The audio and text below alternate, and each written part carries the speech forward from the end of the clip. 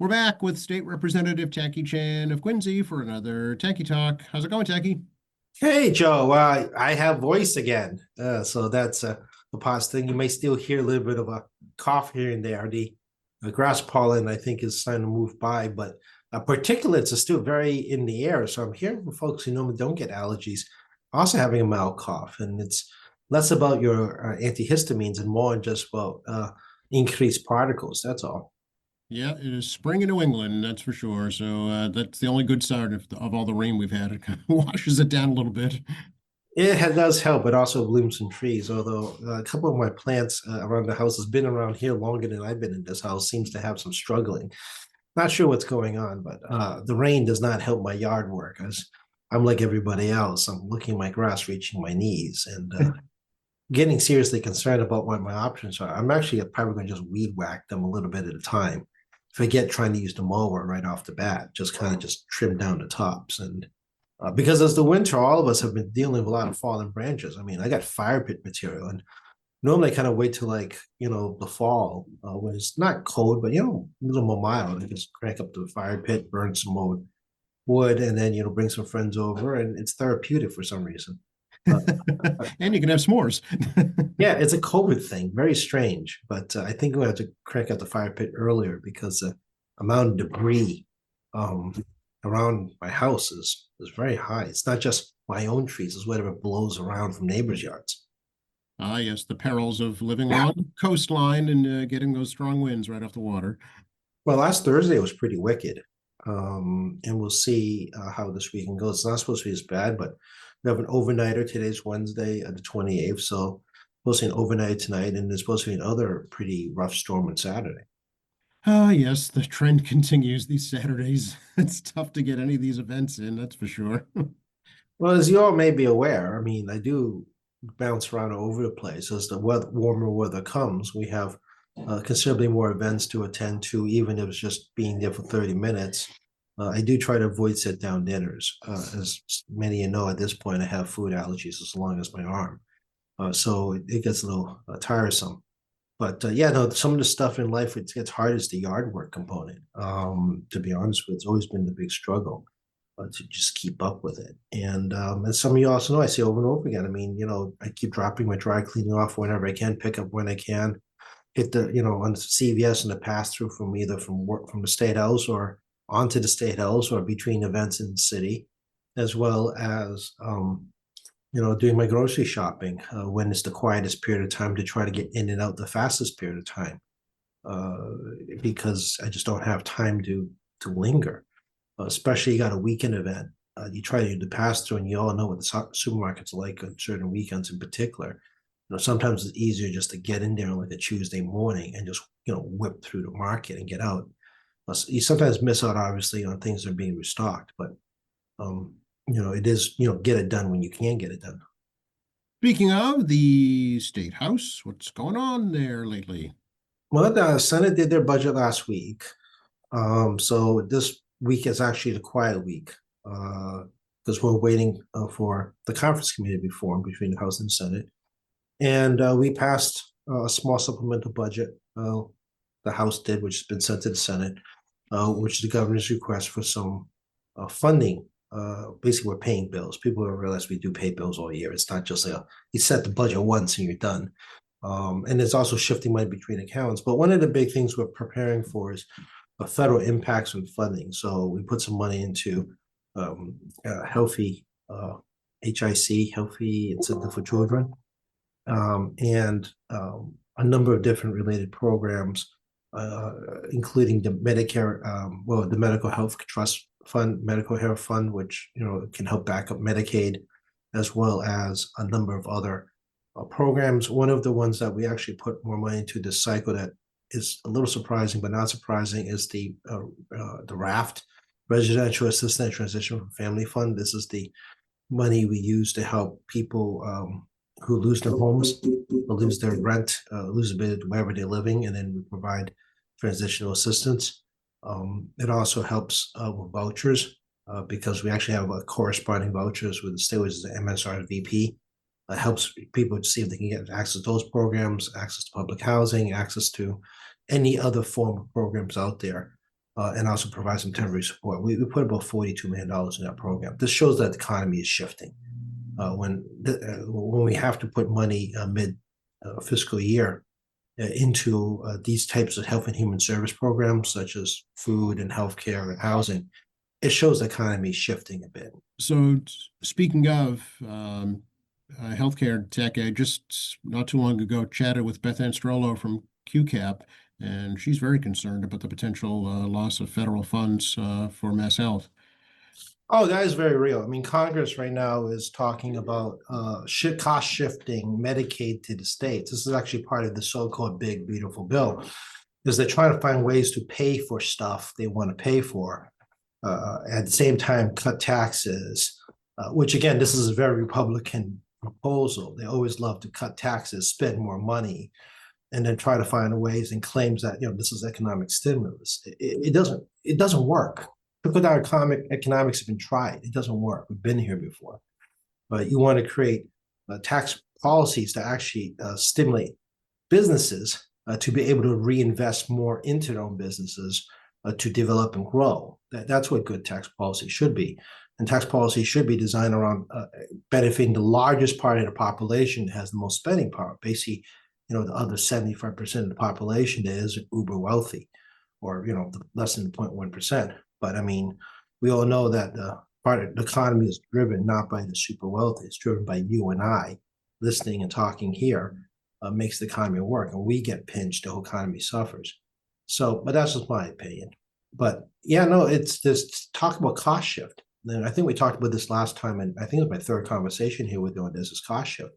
And we have massive fear of cost shifting, things like Medicaid and Medicare, which is what we call Mass Health, as well as, for example, getting rid of Section 8 housing vouchers, no longer supporting federally funded public housing. The Housing Authority wisely bought essentially the federal housing in Germantown, putting under the Quincy Housing Authority purview. But that's not the case, throughout the state. Some of the public housing is still owned by the feds. The low-income heating assistance program is supplemented by the state, but it's primarily funded by the federal government. It impacts us, particularly in the Northeast and other cold weather states. And a lot of states I like to refer to as federal welfare states. They have no taxes, high dependent on services, especially with the federal government, and there's a massive cost shift.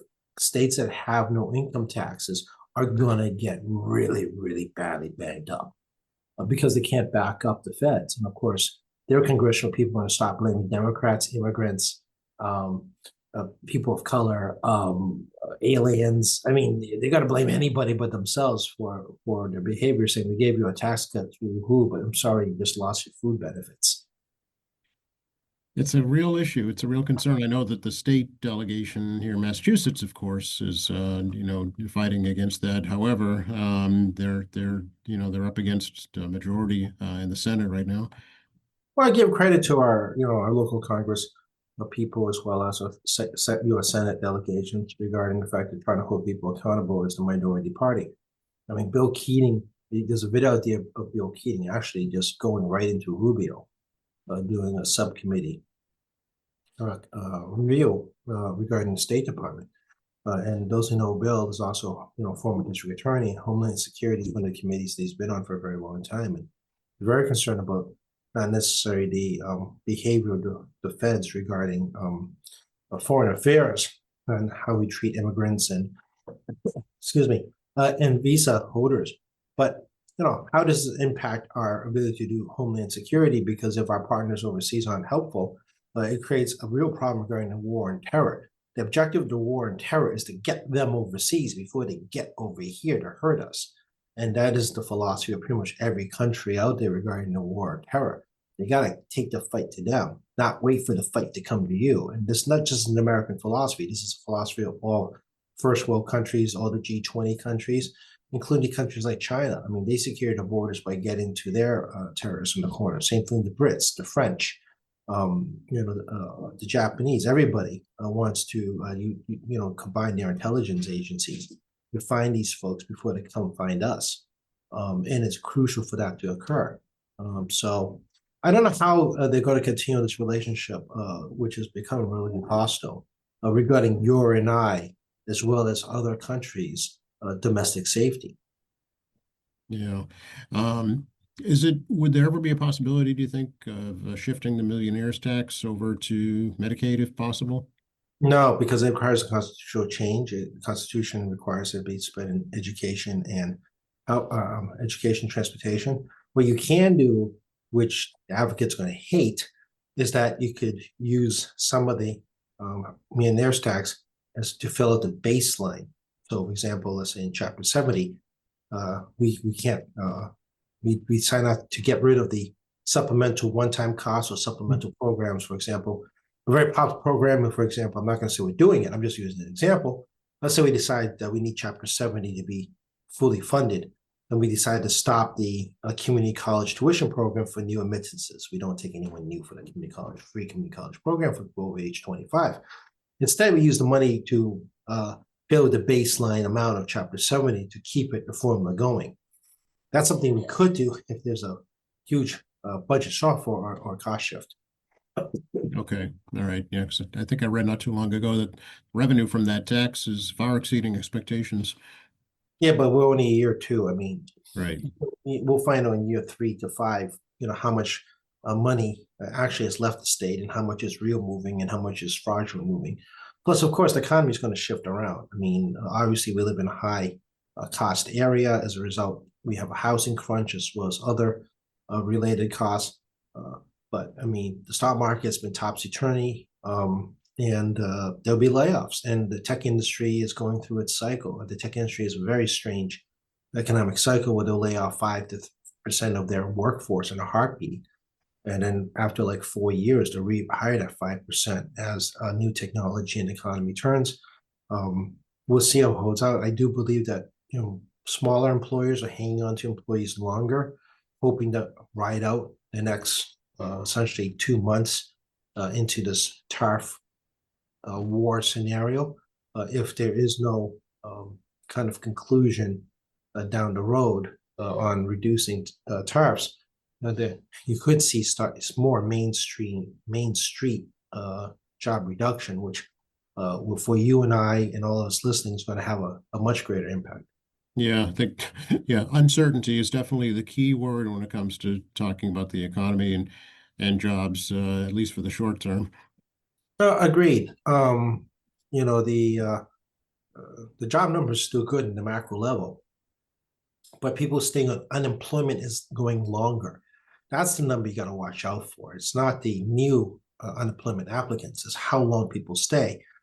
The length of stay is largely reflective of what the job market is looking like. We've enjoyed essentially well into 3 years now of very low number of people staying on unemployment. They're able to find work in a fairly reasonable period that creates that steady number. We'll see how it plays out in the next 3 months. Right. Yeah, exactly. That will be the key to watch for sure. Um, we're also not, we've talked about this before, but I'm actually seeing gas prices rise. I am still freaked out by this. We've talked about this for basically 4 consecutive times now on this call with you.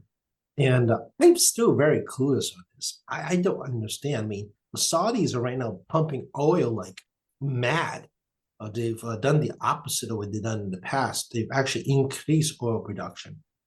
And for those who don't realize, oil-rich countries' populations are heavily subsidized by the government because they make so much money in oil. It basically supports their entire economy and their social services and all their infrastructure. The benefits people enjoy in places in Saudi Arabia, places like Saudi Arabia, it's oil-driven money. So like good schools, good roads, social services, huge ass safety nets. I mean, just monster amount of services they get because it makes so much money in oil. So it's in their best interest to raise oil prices as much as possible because it benefits the population, not just the Saudi royalty. The Saudis have been shifting away from oil to renewables and diversified investment accounts because they know that there's a finite amount of oil and the world is shifting away. So they're getting ready to shift their economy as well to be more of a technology / intellectual beneficial hub and to release some of the social restrictions on people on quality of life to attract foreigners to come in because foreigners don't want to live under certain restraints regarding the social, cultural functions. So, Right. but this is very peculiar because they're going to pump out like 2 million barrels more a day. And the thing that hurts the Saudis is shale. And I don't like how shale is done. Shale is very dirty on how it handles it on soil. But the U.S. shale production makes us number one in terms of oil output, which makes us actually a domestic exporter. We export more oil than we actually utilize. We export a lot of now natural gas than we utilize. So we're actually a net exporter of energy on fossil fuels. So, we have an overproduction problem going on. And the Saudis are realizing that OPEC partners are not following the rules because they come to an agreement and nobody's obeying them, especially the Russians. So if they pump more oil in the system and they're basically 50% of OPEC, they're hoping to drive all the prices down against the OPEC partners, as well as the United States shale industry, to drive the shale industry into a non-cost effective situation, which reduces their production. Force other countries, because other OPEC countries, also very dependent on oil in their economy, to support their social programs, or in the case of Putin, the war, Yeah. to try to punish them. And we'll see how this works. It's going to take about 2 months to see how the Saudi plan to try to just drive down prices more to negatively impact the U.S. production and beat up their neighbors and partners, so to speak. It's a different type of price war that we don't experience because we are not a part of OPEC, and our share production stuff like that for oil and natural gas and other things is not really meant as a weaponization against other folks. Although we have now self-weaponized because the Canadians are going to make our fuel more expensive because we're going to tariff Canadian oil, which then creates more expensive fuel. So it's more like self-destructive behavior regarding energy. But we are a net exporter of power, of fossil fuels. So most people don't realize that. Next 2 or 3 months, we'll see what happens. Gas prices, bumped up 5 cents locally in the last week. Yeah. Paying attention. Some points have gone up to $3, much to my absolute shock. Given the fact that oil is still floating between $59 and $62. Yep. Yeah, that's right. That hasn't changed much, actually. I mean, there may have been a little bit of an increased demand due to the Memorial Day holiday, but not a lot. But even if let's say we just factor in, let's say 25% tariffs, I mean, it still should have some reduction. I mean, it won't be the same level, but even if you factor in tariff calculations, it should still go down, even if it's, or at least stabilize, not go up. Right. So I'm very baffled, very Yeah. baffled still. Okay. Well, just another big question mark in the economic world these days. Well, part of the Trump policy is to bring down fuel prices to address inflation. And for us at home, to us, fuel prices really mean gasoline. It's the one that's more visible. It has a sign up front. Those of us who have gas cars know what it is, right? Conversely, people in electric cars, right, use their home charging. And yes, electric cars does increase your electric bill as part of the cost. But I mean, when you all open up your electric bill, you can see the increased costs on electrical prices are not regarding the generation component, the electrical generation, not the transmission or distribution. And you can look at your bill going back several months because actually show you how much energy you use. We'll see what the summer brings because in New England in particular, we're high electric usage once we hit the months of July and August because we like to stay cool, which can put a lot of pressure on the grid. In the winter months, we're high natural gas consumers because, again, it gets really cold, right? Yeah. This year was, again, another odd winter, but we had some really cold days. Oh, exceptionally cold winter. Yeah. Yeah, so it creates a lot of pressure on the natural gas system, and we're declining home heating oil. I think we're under 20% and still dropping using home heating, which then squeezes the remaining folks in home heating oil because the changes kind of the price demand on that front. So we'll see how this goes. But I mean, one of the big promises from the Trump administration is lower energy prices. But I mean, gasoline is easily the most visible one out there. Absolutely, yeah. And, at the same time, there's talk of eliminating the the LIHEAP program, right? Low income heating energy assistance or It's a worse. LIHEAP program, which I Yeah. mentioned earlier. Yeah, I mean, it's about it's a big program in the winter months. It actually goes right into April. The Yeah. state will do a supplemental in uh December or January, if there's a sign that this is going to run out of money. Um, we've supplemented as high as $20 million in the past. Mm, If we have to pick up the boat, it could be twice as much depending on the winter we face. yeah. All things to consider and worry about going forward for sure.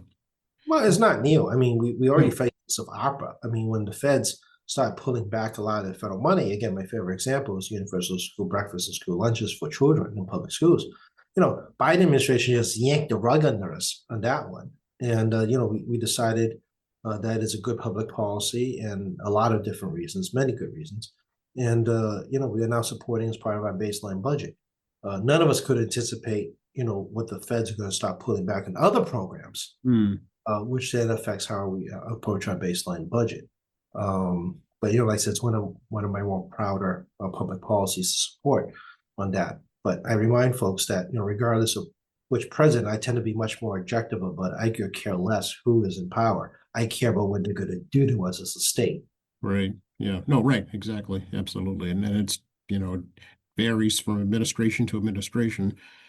Oh yeah, I mean they're not all angels and they're not all jerks. It's just both any political party in the presidency, they're going to create policies that impact us as state officials. We actually have to kind of react and respond if Mhm. there's something that impacts us, as well as people like Beth Ann Stroller at QCAP regarding their public policies. Right? We supplement Head Start. Head Start is a federal policy. Head Start is a policy from George H. Bush.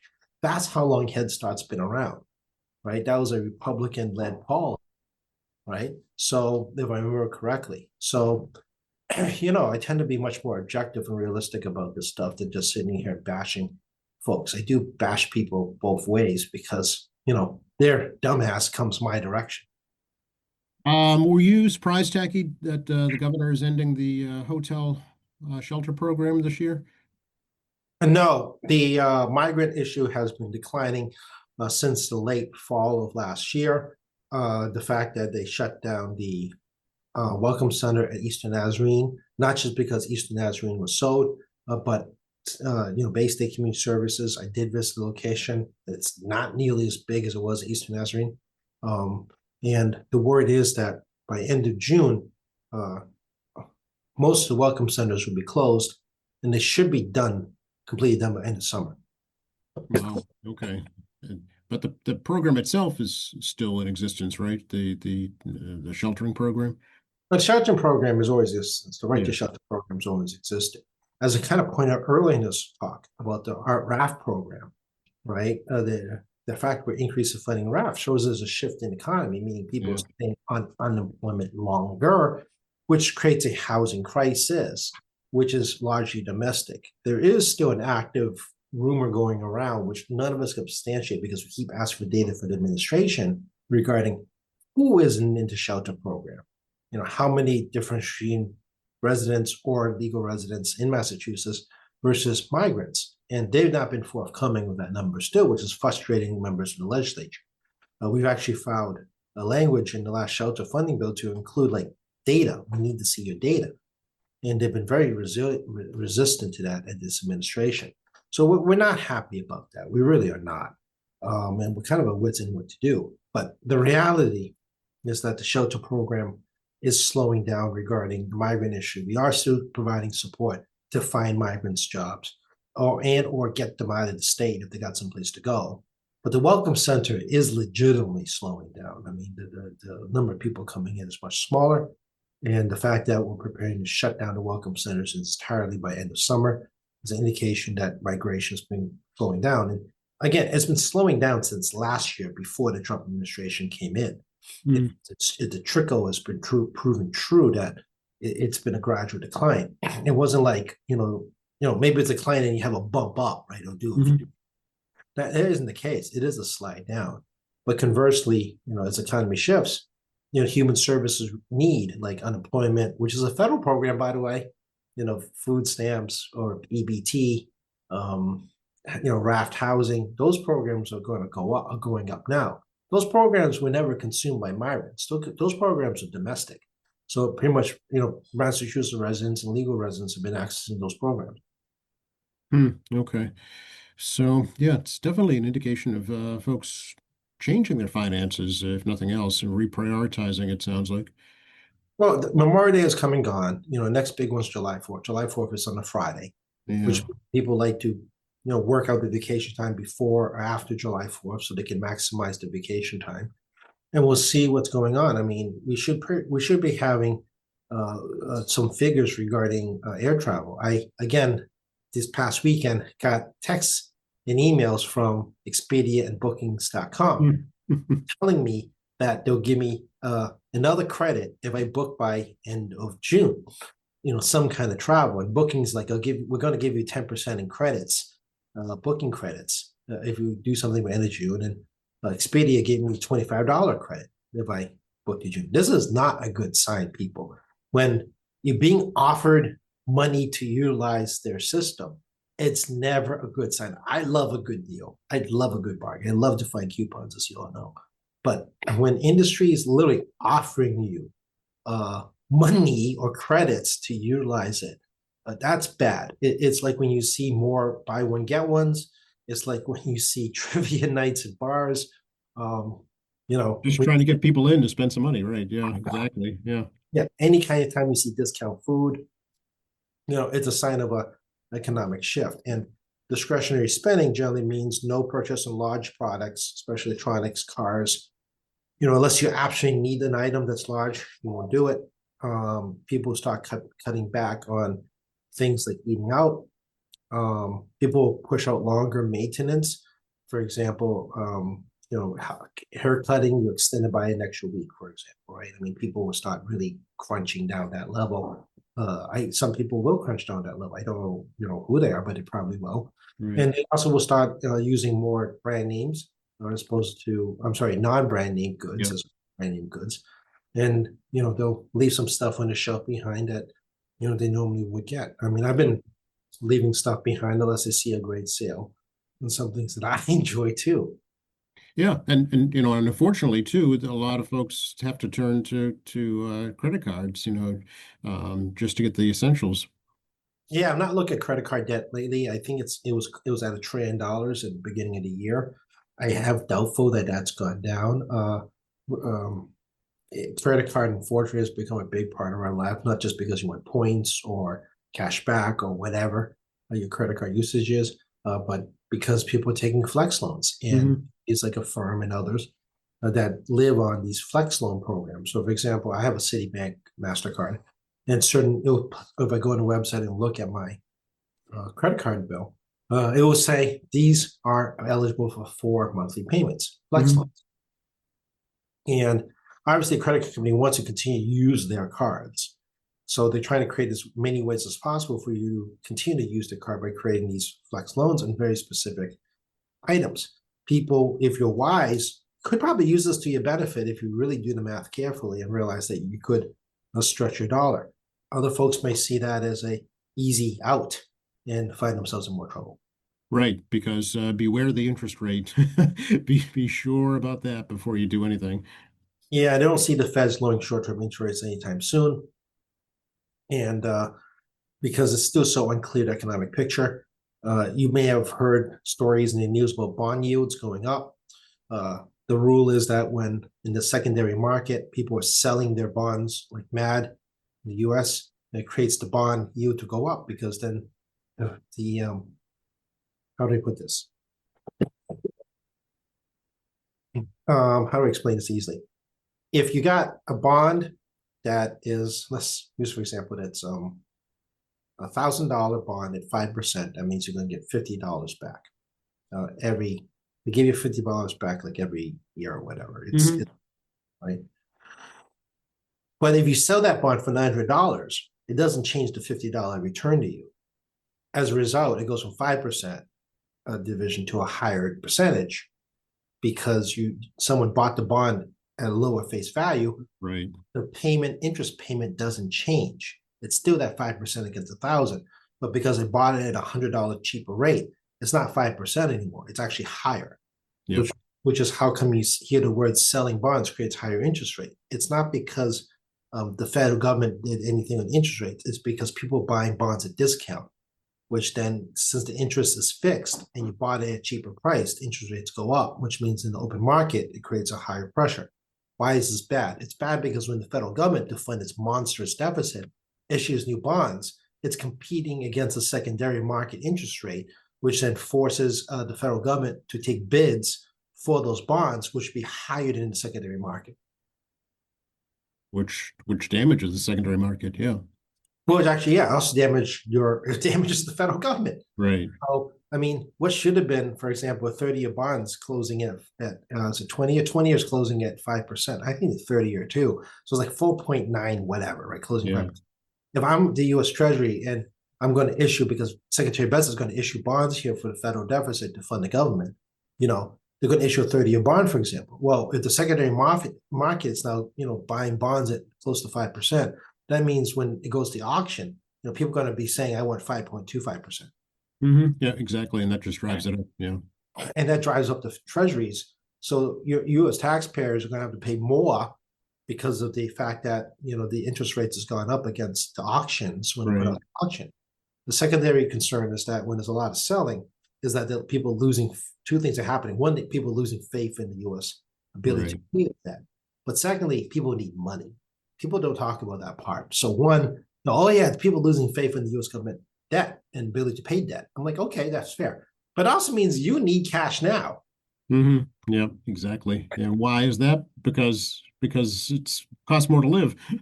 Yeah, you're getting pinched. So, the rule is that if your interest rates are higher than inflation, you're beating inflation. Right. When it's the other way, you're not beating inflation. You're losing every day. Yeah, exactly. Yeah. Which is the era of low interest rates. Right. So wage growth above inflation compensated for the low interest rates back in the mid-teens. So this is kind of this weird economic lesson that all of us are learning on the fly in the past year, especially now in the Trump administration, creating so much economic uncertainty that, two things are happening. People are perhaps having less faith in the US to pay their debt. And secondly, you need money now. Yeah, exactly. Yeah. Oh boy, talk about a lesson in economics. Yeah, it takes a little while to learn this. And I'm not your financial advisor, so I'll repeat again over and over again. Talk to your financial advisor what works best for you in this volatile environment. People like myself is sufficiently young enough to just ride the wave. But some of you are in a different economic situation, and don't panic. That's why you have financial advisors. Exactly. Call them before you do anything. Just call them and get some advice before you do anything. I think that's what I always say over and over again. Don't get into the panic and just call for some sound help. Yes. Oh, absolutely. Great advice for sure. Yeah. So you have we have frozen. I got bars. Oh, yeah, your video's frozen. I can still hear you though. Oh, you're back. There we go. I got. Oh no, I just came up unstable. I actually have good bars until it just told me now I don't. Waving hands. Yep, I see you. Yep, it's working. Yeah. Okay, I guess we're okay.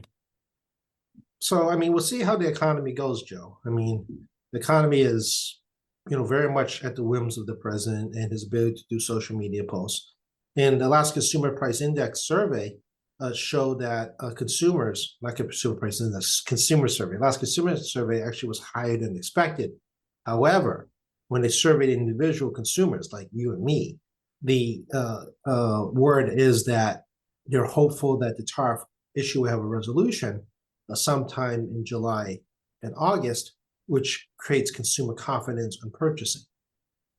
So that's how much infiltration that tariffs have infiltrated people's minds. It's like interest rates infiltrated people's minds last year.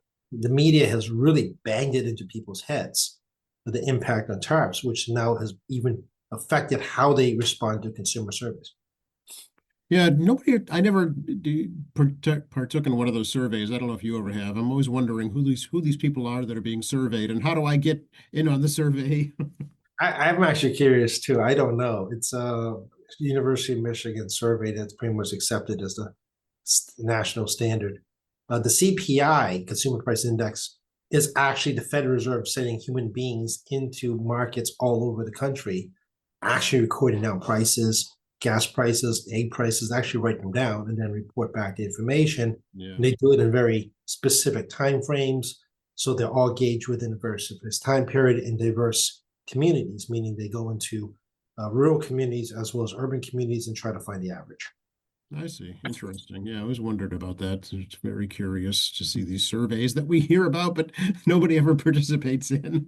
I agree with you. But I mean, again, I mean, I've been monitoring those surveys since COVID, because obviously during COVID we had all kinds of economic disruption, and the surveys have been all over the board in the past year, spiking and dropping as quickly as they do month by month. So consumer uncertainty creates, as we said earlier, consumer spending is largely uncertain.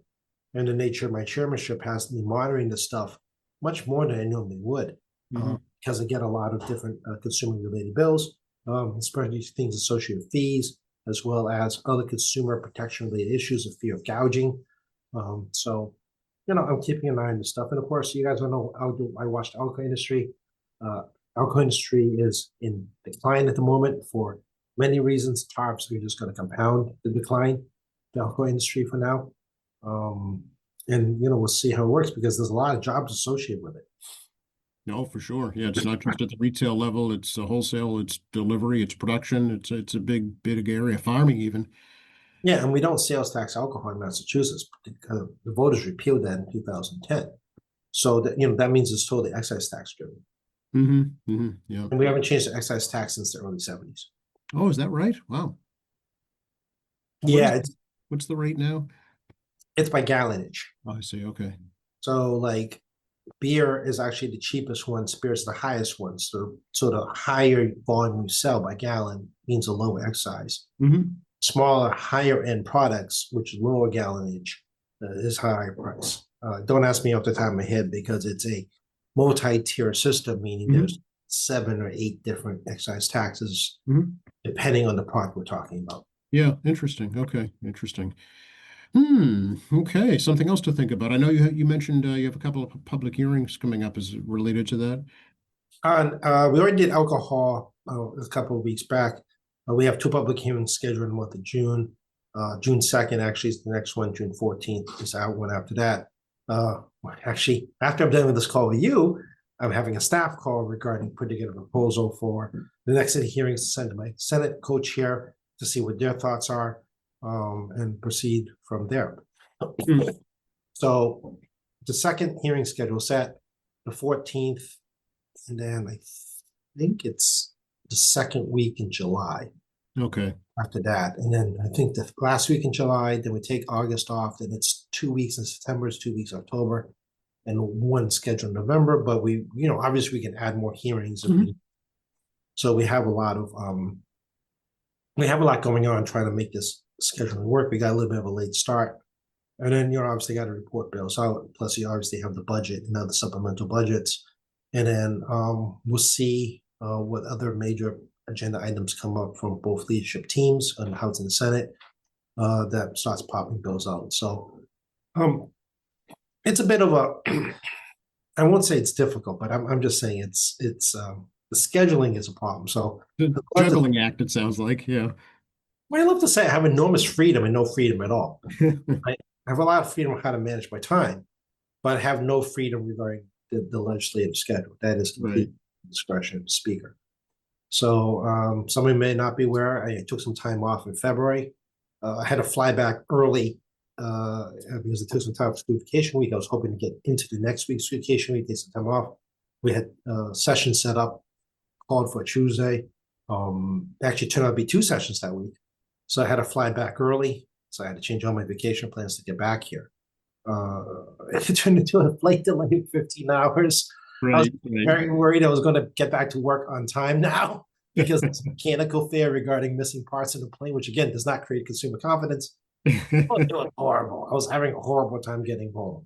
Horrible. Because I was legit afraid that I probably could miss the session. And I was giving myself 48 hours to get actually more like 72 in the end to get back to home ahead of vacation schedule, ending my Yeah. vacation early to get to the session. I literally was sitting going, I'm literally giving myself almost 3 days, and I still could miss the session because of a mechanical problem. So as I say over and over again, you guys rely only on my attendance on the roll call sheets in the house that actually showed up, and we're required to vote in person in the house. Mhm. We can't remote call.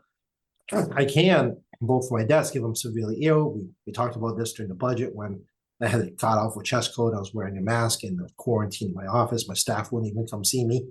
I was that sick. But I mean, I started to go up to the chamber to show signs of life, meaning that I'm here. And they basically threw me out of the chamber once they heard me gagging. And they're like, keep away, leave the room now, go back to your office. Your Rule 49 for voting from your office has now been activated. We'll call you when you got a problem. So, Yeah. yeah, I mean, we are required to show up in the state house to vote. So I mean, yeah, I had this like panic attack in February. I'm like, because you don't know, you guys don't know how to plane delay, right? It's not like a roll call record. Taki Chan is missing because his plane flight. No, that doesn't get reported, right? Yeah. It took almost 3 days almost to try to get back early. I mean, it's 24-hour experience. And Hey, speaking of travel, have you heard anything about how tourism's going this year? oh, it's gonna be a nightmare. Oh, you think? Yeah, I mean, the dollar's weakened, but not weakened enough. Travel advisories from Canada, England, and Germany. They're advising a travel advisory against the United States for domestic travel. They're actually increased customs review of Europeans, not just people from Latin America or Asia visiting. As you saw this week, they revoked student visas at Harvard. That's a lot harder than it sounds, to be honest with you. It's not a simple process. People think, oh, well, it's like revoking a driver's license. This isn't how that works. It's much more than that. Because they have international agreements with other countries, which means they can retaliate against US students and deport them back too. But again, it becomes a nightmare with the schools administratively. It's a whole thing. And then, they announced this week they're going to more heavily scrutinize student visa applications to visit, to come to U.S. schools. I get it. I mean, let's be, what's a reasonable amount of time with a delay too? I mean, because the scrutiny increase means delay time. So what is considered reasonable delay time? Review. Now, what does this mean? Well, you lose tourist money. I mean, the state is a area of about 60 to 80,000 students per year, including upperclassmen. Graduation season's hot right now. Flying in from Hawaii to see her grandchild's graduation, which I'm hosting them on Monday at the State House because Hawaii and she's in her 90s. And, as you guys know, your time is short. I want them to have a good time when they visit me. Good host. So, I mean, that's money. I know they're coming from Hawaii, but if you're coming in from England or Canada, or any Asian countries or any other European locations, I mean, that's money being spent here where they pay sales tax and we don't have to return the money. And this is going to be a problem if there's a decline of students as adverse effect for all schools around the country, which then, college towns are very dependent on income, such as places like Amherst. And they're not the only one. Places like Syracuse, there's a lot of schools around the country that, basic economy revolves around students. Yeah. Decline even of 10 or 15%, it's going to have a huge impact on those local economies. Yeah. And then there could be retaliation. So you could find yourselves that U.S. students can't go overseas. Right. Okay. And these families, some families are very dependent in the sense that maybe your kid got a scholarship to go to a very good school in another country, perhaps a European country or Asian country. And now your finances are completely screwed up because those countries retaliated. This isn't as simple as saying, revoking a driver's license. There are consequences here. The consequences are real to real families in the United States as well as overseas. Yeah, it's the things that don't get talked about or are not thought about when you take swift blanket action. Well, I mean, you talk to like a coffee shop or a burger shop, let's say by BC, they support, BC students. I mean, realistically speaking, I mean, that's why they're there. Sure. Yeah. It's That a common business, history for that school, yeah. yeah. And I'm trying to think of the name of the place that has like, the 5 pound burger challenge. I mean, it's a real thing. But I mean, it's kind of part of the baseline. It's like the pizza Yeah. shops, the consignment stores in Amherst Center. They're designed around UMass Right. Amherst College Valley, right? You go around the country. I mean, we live in the east side of the state. We live in the greater Boston area. But even though Quincy, don't has the NAS anymore and won't have Quincy College, Mass Boston students are important because they'll use the facilities in Quincy. Sure. They want to try to fight their way in Boston, particularly all the diversity of shops and restaurants we have down here. Right. And they actually have international students too. Quincy Mhm. College has some international Oh, students. yes, yes, yeah. So, yeah, I mean, there's trickle down to us. Sure, I mean, they use the MBTA. They pay Mhm. sales taxes, right? They pay meals taxes, right? If they have a part-time job in Massachusetts, if their visa allows for it, that's income tax for us. Right, right. And those businesses employ people that live here, yeah. That's exactly it. So, people think it's not a big deal. It is a big deal when you're like me, starting to think about the wider impact. I mean, I told Mm, this. One of the things I did in June, May, my very busy May, included talking to Massachusetts Retailers Association, and it brought up the issue regarding student visas and tourism. And sadly, I was right because a week later, the administration started doing these things with visas. And if you're a retailer in Massachusetts, you should be very concerned, as well as the rest mm, in other industries. Yeah, I mean, this time of year is a big year for tourism because of graduation season. If right. this continues the way you see it today, this fall time when people are doing school visits, they stay for a day or two, depending where you're. Well, mostly will stay at least one day, but some will stay 2 or 3. If you're from a foreign country, because they're visiting multiple schools, they're using local services. Mhm. You're going to lose that income in the fall, and then come graduation season next May, it'll be like COVID. Remember, Mm, it was probably not as bad as COVID. COVID means, nobody was here using Massachusetts service right, right. in 2020. But, you could see a variation of that impact, probably Yeah, not 100%, but you could probably see like an 80% as opposed to 100% utilization. yeah, noticeable for sure, yeah, Yeah, and you're going to feel it. So yeah. some of you listen to the call here, it's like, oh, it doesn't affect me. Yeah, it may not, but in the bigger picture, it does affect me because it Mhm. affects me and it affects the state and affects our ability to plan. It affects cities and towns, meals tax streams. It affects Yeah, your friend that may have a small business that caters to students. yep, yep. Um, yeah, I mean, this is not a simple issue, and not. And again, it's not uniquely Massachusetts. This is a national. It will be a national problem. Right. I know your staff is probably clamoring to get a hold of you, so we'll let folks know how to get a hold of you here. Yeah, staff calls next. 617-722-2370, 617-722-2370. Love hybrid working, which I am doing. We're in room 42. I am scheduled to be in quite a few days, actually, starting next week in June. But yeah, room 42. Even if I'm not there, please do come visit and say hello. Taki.chan at mhouse.gov, tackey.chan@mhouse.gov. I'm getting a lot of email right now. Testimonies coming in hot and heavy. I mean, before I got a call, I was trying to filter through 25 emails to show up in 30 minutes. Oh, wow. Yeah, I'm afraid to go back to the email now. At Taki Chan, one of my social media accounts, State Representative Taki Chan on Facebook. You can see I have somebody coming and goings. Taki Chan at org. We're gonna have an intern working a facelift. Finally, I keep talking about this facelift. I've been told that one of our interns is going to take a look at that. There's a resource page, malegislature.gov. Again, every single time I'm with you, very much encourage people to go to malegislature.gov, set up an account there, monitor bills and hearings and sessions on your own.